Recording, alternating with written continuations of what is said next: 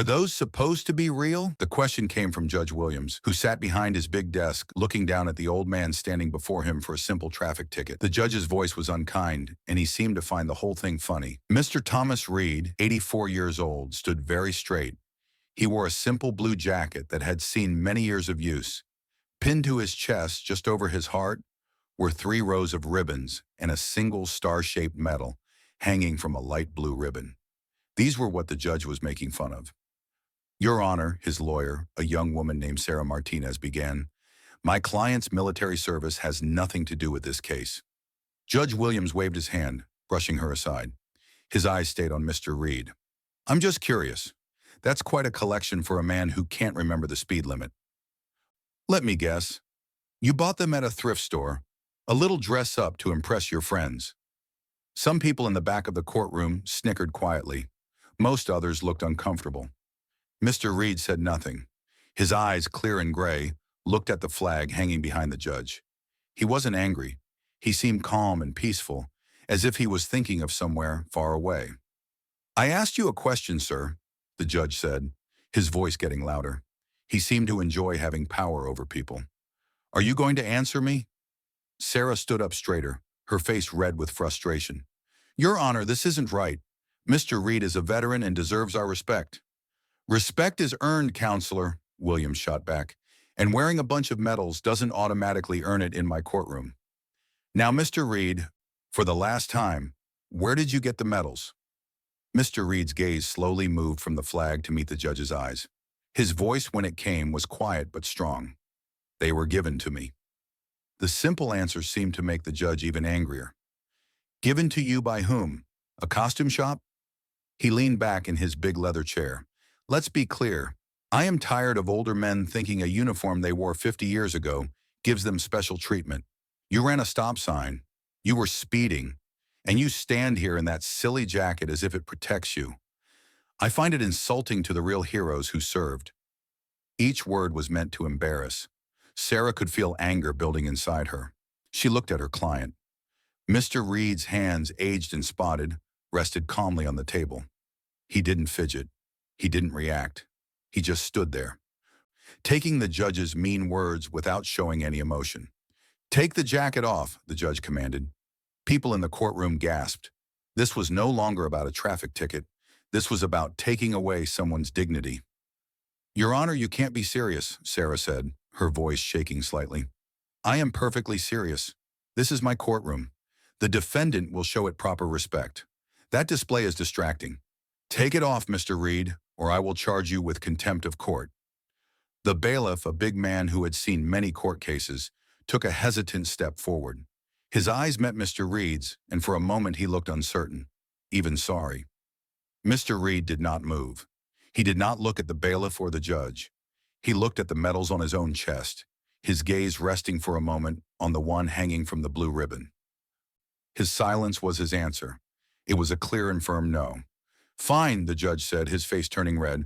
Bailiff, add a charge of contempt of court and a $500 fine. The judge's eyes focused on the most important medal, the one that hung slightly apart from the others. He pointed at it. Especially that one. The nerve to wear a fake Medal of Honor. Do you have any idea what that represents? You wearing that is disrespectful to every person who ever served honorably. As Judge Williams spoke, the courtroom seemed to fade away around Mr. Reed. The judge's mocking words became distant, replaced by other sounds from long ago. Helicopter blades and shouting men. The smell of floor polish disappeared, replaced by smoke and dust. For just a second, he wasn't standing in a courtroom anymore. He was back in a field far away during a war. He wasn't looking at a judge's mean face, but at the scared eyes of a young soldier, a kid named Davis, whose leg had been badly hurt. The blue of the medal's ribbon reminded him of the sky he saw that day, just before he'd run from safety to help. He could feel the weight of Davis on his back, the desperate thought, not of living or dying, but of getting that young man to safety. The medal wasn't just a piece of metal. It was the weight of another person's life. The memory disappeared as quickly as it came, leaving Mr. Reed back in the quiet, tense courtroom. He blinked slowly, his calm never breaking. Only his breathing had changed, becoming a little deeper. Sarah Martinez watched the whole thing, her heart pounding. She knew this was a terrible wrong. The judge wasn't just mistaken, he was destroying something precious. She looked down at the case file. Thomas Reed, a few old speeding tickets over the last 20 years. Nothing else. On the form in the box marked military service, Mr. Reed had simply written, yes. He hadn't listed anything specific. The humbleness of it made this public shaming even worse. An idea came to her mind. While the judge was busy talking to the court reporter, Sarah leaned over to Mr. Reed. Mr. Reed, she whispered urgently, is there anyone I can call from your old military unit? Mr. Reed turned his head slightly, his gaze meeting hers for the first time. There was no fear in his eyes, only a deep tiredness. He gave a tiny shake of his head. It was a long time ago, miss. Most of them are gone now. There has to be someone, she insisted. She saw a small pin on his jacket collar, a simple symbol she didn't recognize. Let me just step out for a moment. The judge waved her away without looking. Do what you want. Your client isn't going anywhere. Sarah practically ran from the courtroom. She ducked into an empty corner in the hallway, her hands shaking as she pulled out her phone. She quickly typed a description of the pin into her search. Army symbol Castle Tower. The results came up. 1st Special Forces Group. The Green Berets. Her breath caught. This was something else entirely. She found a general number for Fort Lewis, the group's headquarters. It was a wild chance. A bored-sounding young soldier answered the phone. Fort Lewis Public Affairs. My name is Sarah Martinez, she said, trying to keep her voice steady. I'm a public defender in Riverside County. I have a client here, a veteran. He's in trouble. Ma'am, we can't get involved in civilian legal matters, the soldier said flatly. I know, but his name is Thomas Reed. He's being held in contempt of court because the judge doesn't believe his medals are real. Ma'am, I can't. He's wearing a first group pin, she said quickly. Please, his name is Thomas Reed. There was a pause on the other end. The bored tone was gone. Spell the last name for me. R-E-E-D, she said. First name Thomas. She heard the sound of fast typing, then a sharp breath. The voice that came back was completely different. It was crisp, urgent, and serious. Ma'am, what courtroom are you in? Courtroom C, Riverside County Courthouse. Do not let your client leave. Do not let them take him anywhere. We are on our way. The line went dead. Sarah stood frozen, hope surging through her. Help was coming. The phone call ended in Washington State, but word spread quickly. The soldier who took Sarah's call went straight to his commanding officer. The colonel listened, his face tightening. The moment he heard the name Thomas Reed, he stood. He walked quickly to a larger office and didn't even knock. Inside, General David Stone was reviewing reports. He was a serious man with 3 stars on his shoulders. He looked up, annoyed at the interruption. Sir, the colonel said out of breath, we have a Code Nightingale. The general's expression sharpened. Code Nightingale was an unofficial protocol. It was reserved for a handful of living legends, men whose service was so extraordinary that the Army itself was honor-bound to protect them. It had not been used in over 10 years. Who? The general asked. Sergeant Major Thomas Reed. Sir. General Stone was out of his chair immediately. A look of disbelief followed by anger passed over his face. Where is he? Riverside County Courthouse, sir. A local judge is holding him in contempt, saying he's faking his medals. Specifically, the colonel added with disgust, the Medal of Honor. The general's jaw tightened. He moved with speed and purpose. He pointed at the colonel. Get me a helicopter to the nearest airfield and a car waiting. Full honor guard escort, dress uniforms. I want to be there in under an hour. He turned to his aide. Get me everything on Judge Williams of Riverside County. I want to know everything about him. To the colonel, he gave one final order. And get the Secretary of the Army on the line. Tell him a national treasure is being publicly embarrassed by a man who doesn't deserve to tie his shoes. Back in courtroom C, Judge Williams was preparing to deliver his final blow to the silent old man before him. Sarah had returned to the defense table, her face pale but her eyes holding a new spark that the judge chose to ignore. Given your refusal to comply with a direct order from this court, Williams began, in your clear state of confusion about your past, I am not only holding you in contempt, but I am also concerned for your mental fitness. He let that hang in the air. Therefore, I am ordering a mandatory 72-hour psychiatric evaluation. The bailiff will take you to the county jail, and you will be transported to the state hospital for assessment. This was the ultimate insult.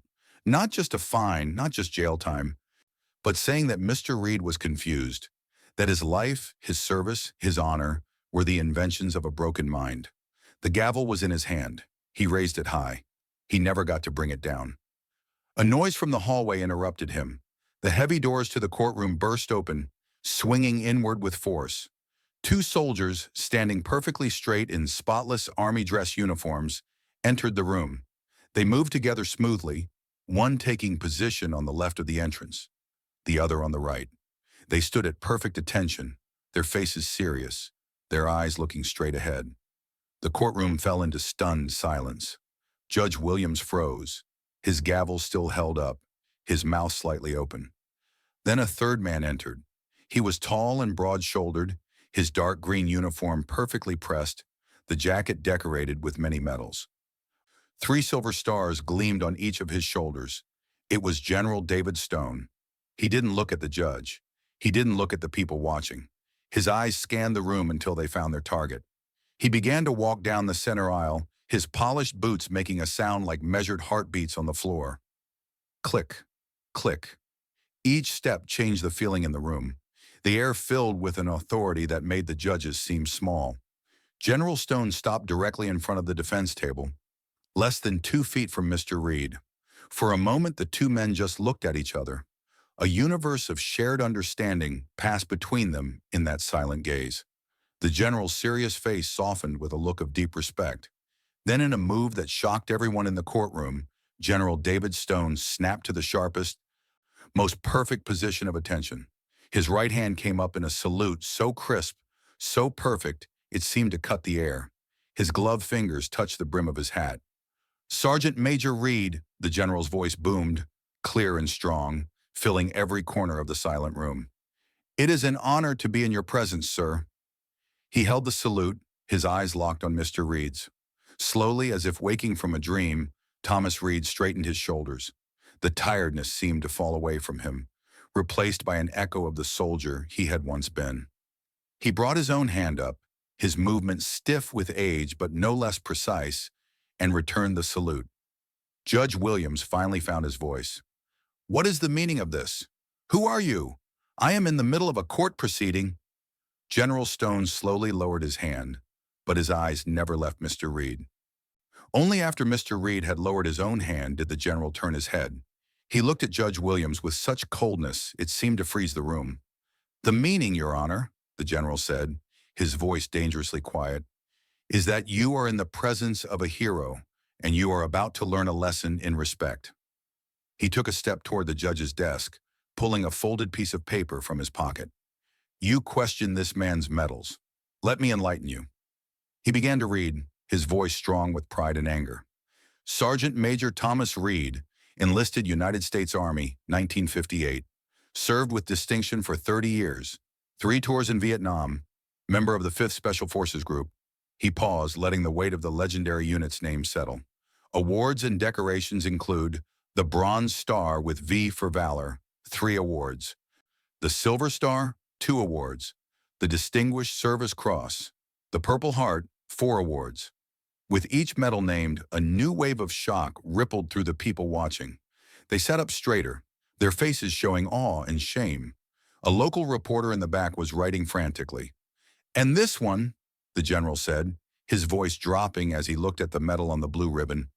"This piece of metal you so casually dismissed. This is the Medal of Honor, awarded to then Staff Sergeant Reed for exceptional bravery at the risk of his life above and beyond the call of duty. On February 4, 1968, Sergeant Reed, with complete disregard for his own safety, charged 2 enemy positions, eliminating them both, and then carried 3 wounded soldiers across 200 meters of open ground under fire to a medical evacuation point. He then returned to the fight. The general folded the paper, his movements sharp. He stared at the judge. "This man's jacket holds more honor than this entire courthouse, yourself included. He is not a defendant. He is a national treasure, and you, in your arrogance, saw fit to embarrass him." Judge Williams' face had gone from red to pale white. He looked small behind his large desk. He opened his mouth, but no words came out. He was, for the first time, completely silenced. The gavel lay forgotten on his desk. The general turned back to Mr. Reed. "Sergeant Major, on behalf of the United States Army and a grateful nation, I apologize for the disrespect you have been subjected to today." He then turned his gaze back to the judge, his voice low. "As for you, Your Honor, you seem to have a problem with veterans. I would suggest you fix that. I have already been on the phone with the office of your state's governor, as well as the head of the Judicial Conduct Commission. They are very interested in today's transcript. I imagine your career of public service is about to come to an end." It was Mr. Reed who broke the silence that followed. He placed a gentle hand on the general's arm. "David," he said, his voice soft but clear, "he's a man who made a mistake, a bad one, but he just didn't know." He looked up at the judge, not with anger or victory, but with surprising gentleness. "The medals aren't the point, son," he said, his voice carrying quiet wisdom. "They're just reminders. Respect isn't something you demand with a gavel. It's something you give freely to the person standing in front of you, whether they're a general or a janitor." That's the lesson. As Mr. Reed spoke of giving respect freely, the image of the courtroom faded for one last moment. He was no longer an old man in a courthouse, but a young man in a hot jungle, his uniform torn and stained. He was kneeling beside a captured enemy soldier, no older than a boy, whose eyes were wide with fear. Mr. Reed's own water bottle was low, but he unscrewed the cap without hesitation and held it to the boy's lips, giving him a drink. It was a small act of kindness in a world of violence, a quiet recognition of shared humanity. The honor wasn't in the fighting, it was in remembering you were a person. The results from that day in Courtroom C came quickly. The story, reported by the local newspaper and quickly picked up by national news, spread everywhere. The image of General Stone saluting the quiet old veteran became a symbol of honor and accountability. Judge Williams was suspended, and after a formal investigation, he was forced into early retirement. In response to public outcry, the state legislature passed a new bill, unofficially called Reed's Law, requiring training about military veterans for all public officials. General Stone made sure that Mr. Reed's traffic ticket was not just dismissed, but formally erased, with a written apology from the state. Mr. Reed wanted none of it. He went back to his quiet life, fixing his motorcycle in his garage and meeting his friends for coffee on Tuesday mornings. About a month later, Mr. Reed was sitting in his usual spot at a small local diner. The bell over the door rang, and a man walked in, looking hesitant in a simple shirt and pants. It was Williams. He looked older, smaller, stripped of his judge's robes and arrogance. He saw Mr. Reed and walked slowly over to the table.